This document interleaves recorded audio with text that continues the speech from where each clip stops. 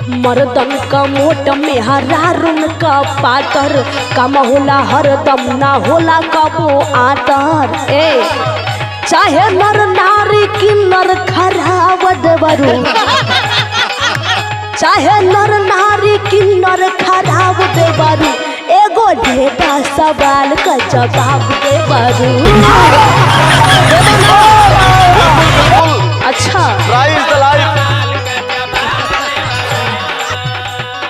जी, तो सवाल अंतिम वाला भी बड़ा पेचीदा हो। मर्दन का मोट में हररुअन का पातर। हाँ हो आखिर का हो? ट्राई द लाइफ, प्रयास ही जीवन है, प्रयास कर रहे हैं। प्रयास करो भैया, मिली तो के समझ गईलू?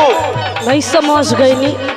मर्दन का मोट में हररुअन का पातर, हौवे आवाज बाटे जग में ई आगर। हाँ